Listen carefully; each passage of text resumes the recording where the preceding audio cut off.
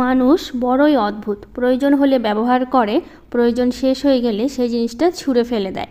রাধে রাধে বন্ধুরা, কেমন আছো তোমরা সবাই? আশা করি ভীষণ ভালো আছো, আর আমরাও খুব ভালো আছি। আজকে কিন্তু আমি ভালো নেই। তো কেন ভালো নেই সেটা তোমাদের সাথে আজকে শেয়ার করব।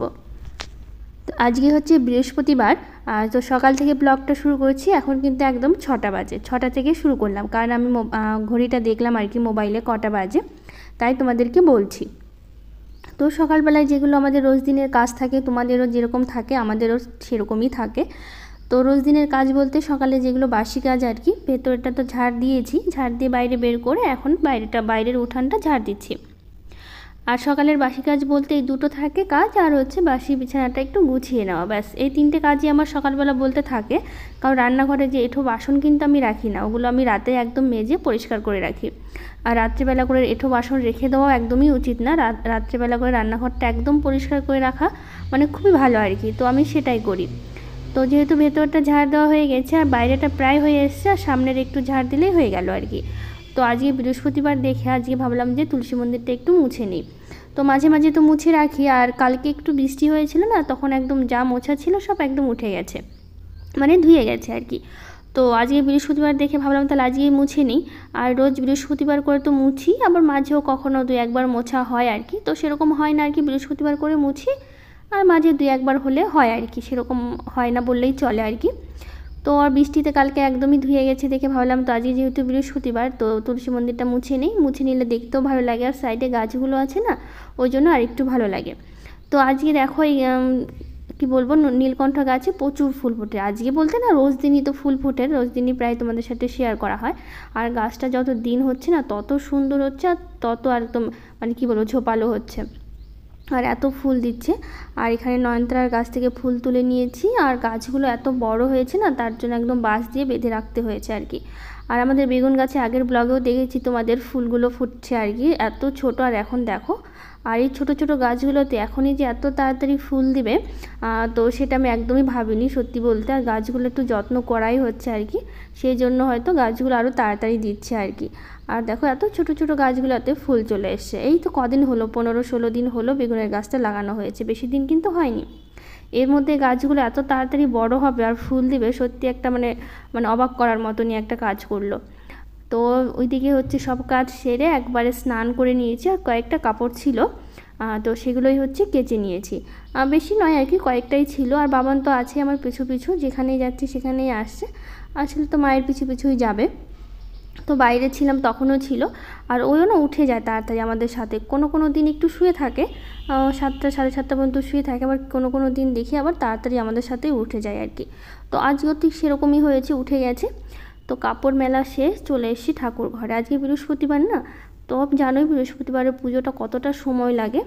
আর এখন তো রোজ দিনই আমি সকালে পুজো দিচ্ছি, তোমরা দেখো আর কি, ব্লগে বলি বা কোনো কোনো ব্লগে তোমাদের সাথে শেয়ারও করি।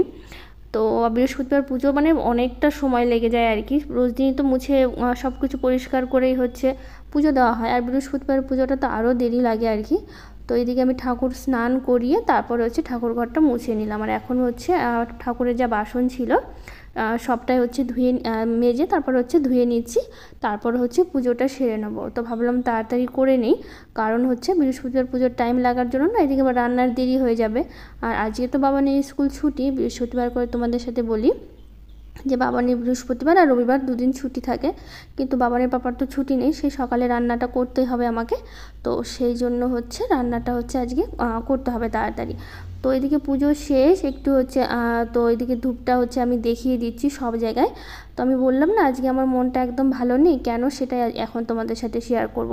তো এইদিকে আমি পুজোর কাজে ব্যস্ত ছিলাম, আর বাইরে এসে দেখি এই অবস্থা, যে যতগুলো লঙ্কার গাছ ছিল আর কি সবগুলো বাবানের পাপা তুলে দিচ্ছে। কেন তুলে দিচ্ছে সেটাও তোমাদের বলছি। আসলে কি বলো তো, অনেক দিন হলো তো লঙ্কার গাছগুলো লাগিয়েছি, যখন বাড়িটা আমরা প্রথম শুরু করি তখন সামনের দিককার লঙ্কার গাছগুলো লাগিয়েছি। 7-8 মাস হয়ে গেল, কিন্তু এখনও ফুল তো আসেই না, কিন্তু এখন কয়েকটা ফুল আসলেও না সেগুলো ঝরে যাচ্ছে, একদমই গাছে লঙ্কাগুলো হচ্ছে না। আর মাঝেরগুলো তো বেশি দিন হয়নি, 3-4 মাস হলো লাগিয়েছি, ওগুলো তো 2-1টা ফুল আসলেও না গাছে একদমই ফুল থাকছে না, আর গাছগুলো পাতাগুলো একদম হলুদ হয়ে ঝরে পড়ছে। আর হচ্ছে ওই গাছগুলো শুকিয়ে যাচ্ছে দিন দিন, মনে হচ্ছে যেন পুড়ে যাচ্ছে আর কি, মাথাগুলো এরকম লাগছে। আর গাছগুলো এত বড় হয়েছে আর এত সুন্দর হয়েছিল, এখন যে এরকম হয়ে যাবে না ভাবতে পারিনি জানো। তো তারপরে অনেক বিষ এনেও বাবানের পাপা দিয়েছিল দোকানে গিয়ে বলে আর কি যে এরকম এরকম সমস্যা, কিন্তু তারপরেও হচ্ছে কোনো কাজ হয়নি। তো আমি অনেক দিন ধরে বলছিল উঠিয়ে দেবে, কিন্তু আমি হচ্ছে বলছি উঠিও না গাছগুলো, এত কষ্ট করে লাগিয়েছি, এত সুন্দর হয়েছে, এত মায়া লাগছিল। তো কি করবো এখন, সেই আমাকে না জানিয়ে এদিকে পুজোর কাজ করছি, এদিকে এসে দেখি এই অবস্থা। তো সবগুলো তুলে ফেলে দিয়েছে আর কি বাবানের পাপা। সেই জন্য মানুষ বড়ই অদ্ভুত হয়, প্রয়োজন ছাড়া হয়তো আমরা কোনো জিনিস রাখি না, প্রয়োজন ফুরিয়ে গেলে সেই জিনিসটা ছুঁড়ে ফেলে দিই। হয়তো কাজে লাগলো না দেখে হয়তো জিনিসগুলো আমরা গাছগুলো তুলে ফেলে দিলাম বাইরে। খুবই কষ্ট হচ্ছিলো, প্রথমে তো রাগ হয়ে চলেও এসেছিলাম আমি ঘরে, যে কেন গাছগুলো তুললো, অনেক দিন ধরে বলছিলাম যে তুলো না থাক যদি হয়। তো এখন আমিও বুঝতে পারছি যে রেখে কোনো লাভ নেই, গাছগুলো যেভাবে নষ্ট হয়ে যাচ্ছে দিন দিন এভাবে মরেই যাবে আর কি, থাকবে না। তো সেই জন্য আর কি করা যাবে, এখন মন খারাপ হলেও কিছু করার নেই, আসলে অনেক যত্ন করে গাছগুলো বড় করলাম না, খুব খারাপ লাগছিল আর কি। তো যাই হোক, এদিকে বাইরের কাজ শেষ, সব রান্না পুজো শেষ করে তো চলে এসেছি ঘরে, রান্না পুজো বলছি মানে রান্না করতেই চলে এসেছি আর কি। তো ওইদিকে ডালটা তো হয়ে গেছে, মুগের ডাল করলাম আজকে। আর বাইরে না যে ডাঁটা শাকগুলো দেখতে পাচ্ছ, এই শাকগুলো হচ্ছে না আমার লাগানো হয়নি বলতে এর আগে তো তোমাদের ব্লগে দেখিয়েছিলাম যে ডাঁটা শাকগুলো তুলে ফেলেছি আর কি। এই সাইডটায় বেগুনের কাছে এদিকে তো অনেক ডাঁটা শাক ছিল, মানে লাল ডাঁটা সাদা ডাঁটা বলো, মানে ওই পোকা ধরার কারণে শাকগুলো তুলে ফেলা হয়েছে। তো কি হয়েছে বলো তো, সেখানে ওই যে কয়েকটা হয়তো বীজ পড়েছিল, তো সেখান থেকে একা একাই এই ডাঁটা গাছগুলো হয়েছে। তো গাছ অনেকগুলো হলো, যে কটা হয়েছে আবার হচ্ছে একবারে হবে না আর কি, মানে খেলে হয়তো কম পড়ে যাবে। তো কয়েকটা হচ্ছে কুমড়ো শাক ছিল, ওই ডালে দেখতেই পারলাম ডাঁটাগুলো, ওগুলো কিন্তু কুমড়ো শাকের ডাঁটাগুলো হয় সেগুলো। তো বাবা পাঠিয়েছিল কালকে, বাড়ি থেকেই পাঠিয়েছে বাবা, তো সেগুলো শাক কয়েকটা আছে, ওটা দিয়ে না আর ডাঁটা শাক দিয়ে একটু বাটা করব। তো সেই জন্য রসুন কালো জিরা লঙ্কাটা ভেজে তুলে নিলাম। আর এই যে শাকটা দেখো, কুমড়ো শাক আর ওই ডাঁটা শাকগুলো দিয়ে একসাথে ভেজে নিয়ে তারপর হচ্ছে রসুন কালো জিরা লঙ্কা দিয়ে বেটে নেবো, খেতে কিন্তু দারুণ লাগে খেতে এভাবে। তো সেই জন্য দেখো শাকটা কতগুলো ছিল, কতটুকু হয়ে গেল, তো সবটা একসাথে বেটে নিব। আর আজকে রান্না হচ্ছে ডাল, শাক বলবো এই কুমড়ো শাক, আর হচ্ছে করবো হচ্ছে কচুরলতি। 2-3 দিন হলো কচুরলতি আনা হয়েছে, এই অনেকগুলো রান্নার জন্য না করা হয় না, যেটা করছি ওটা করছি, আর টাইমও লাগছিল অনেকগুলো, মানে অনেকটা আর কি কচুরলতিগুলো মানে বাছার জন্য। তো সেই জন্য আর কি একটু দেরি বলতে করা হচ্ছিল না, তো আজকে ভাবছি করবই। তো সেই জন্য এখন কচুলতিটা করে নিয়েছি, একটু ভাপিয়ে নিয়েছি আর কি লবণ দিয়ে। আর বাবানের পাপা বলছি বাবানের জন্য কয়েকটা হচ্ছে পাঁপড় ভেজে নিয়েছি, ওই আবার এগুলো খেতে চায় না, ডালের সাথে একটু পাঁপড় হলে না খেতে খুব পছন্দ করে। আর ভাতে হচ্ছে আলু বেগুন সেদ্ধও দেওয়া হয়েছে। তারপর এদিকে রান্নাবান্না শেষ করে আমি এটা পরিষ্কার করছি, আর ওইদিকে বাবানের পাপাকে খেতে দিয়ে দিয়েছি, ওরা খাচ্ছে। আর বাবানের তো স্কুল নেই, প্রথমেই বললাম, বাবানের পাপার আছে আর কি, তো ও খেয়ে দিয়ে বেরিয়ে যাবে। তো এইদিকে হচ্ছে রান্নাঘরটা পরিষ্কার করে তারপর হচ্ছে আমি খাবো। আর সকালবেলা একটু দেখলাম না আমমুড়ি খেলাম, এমনিতে তো তোমরা জানো যে সকালবেলা আমাদের কিছুই খাওয়া হয় না, আর আমি একা আমমুড়ি খাইনি। তো আমি যখন পুজোর কাজ করছিলাম তখন বাবানের পাপা ওরা নিজে নিজে নিয়ে খেয়ে নিয়েছে আর কি। এদিকে দেরি হচ্ছিলো দেখে ওরাই বেড়ে খেয়ে নিয়েছে। আর আমি তো একটু আমমুড়ি খেলাম, সকালবেলা সেরকম খাই না, আর আমাদের তো চা একদমই চলে না, মানে গরমে তো চলেই না, ঠান্ডাতে একটু মাঝে মধ্যে খাওয়া হয়, আর গরমে চলেই না, মানে কেউ আসলো বাড়িতে তখন একটু চা করা হয়, আর সেরকম আমরা চা করি না বা খাই না আর কি। তো এরকম সকালে খাওয়া হয় না দেখে আজকে একটু মানে একটু খিদে পাচ্ছিলো, আর কারণ কালকে রাতে না কিছু খাইনি আর কি। তো সেই জন্য আজকে সকালবেলা একটু আমমুড়ি খাওয়া হলো। তো ওইদিকে রান্নাঘরের কাজ শেষ করে রান্নাঘরটা ভালো করে পরিষ্কার করে, কালকে কিছু কাপড় কেচেছিলাম সেগুলো কয়েকটা থেকে গেছে আর কি, মানে গোছানো হয়নি, তো সেগুলো হচ্ছে গুছিয়ে নিচ্ছে। আর আজকে তো কিছুটা সকালে কাচলাম দেখলাই, তো ওগুলো না শুকিয়ে গেছে প্রায়, একটু ভেজা ভেজা ছিল দেখে আমি আর নিয়ে আসলাম না আর কি। আর এখন গরম না, বেশি টাইমও লাগে না অবশ্য শুকাতে, নিয়ে আসলেই হলো ছাদ থেকে, কিন্তু নিয়ে আসার হয়নি। তো এইদিকে সকালবেলা বিছানাটা আমি আর গোছাইনি, বাবানের পাপা গুছিয়েছিল। তো ও তো জানো ছেলে মানুষের গোছানো আর কি, তো সেই জন্য হচ্ছে আমি একটু ভালো করে ঝেড়ে গুছিয়ে একটু টান করে নিলাম, বেড কভারটা গুছিয়ে নিয়ে তারপর হচ্ছে অন্য কাজগুলো শুরু করব।